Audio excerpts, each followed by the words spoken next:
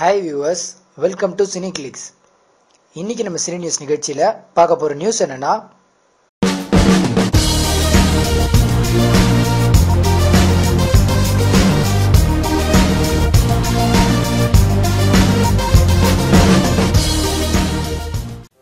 சமந்தாவை கலவரப்படுத்திய Amy Jackson.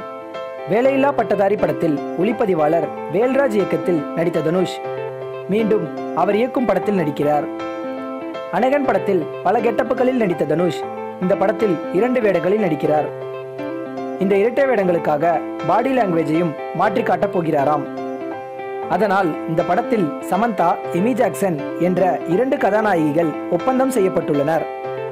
தற்போது மாரியில் காஜல் அகர்வாலுடன் நடித்து வரும் தனுஷுக்கு ஐ படத்தை பார்த்ததில் இருந்தே எமி ஜாக்சனுடன் நடிக்க வேண்டும் என்கிற ஆசை மனதில் இருந்து வருகிறதாம்.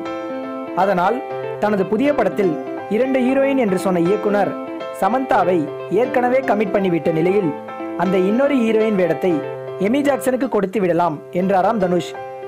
ஆக தனுஷின் ஆதரவோடு அந்த படத்தில் எமி ஜாக்சன் கமிட் ஆகி இருப்பதால் முதல் ஹீரோயின் என்று சொல்லி புக் பண்ணிய தன்னை 2ஆம் பட்சமாக்கி விடுவார்களோ என்ற கலவரத்தில் தற்போது இருந்து கொண்டிருக்கிறார் அஞ்சான் அதிரடி நாயகி சமந்தா.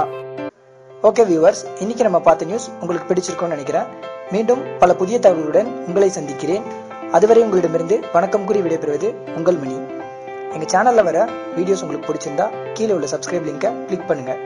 எங்க சேனல்ல வர வீடியோஸ் உங்களுக்கு ரொம்ப பிடிச்சிருந்தா உங்க ஃப்ரெண்ட்ஸுக்கு ஷேர் பண்ணுங்க. தேங்க்யூ.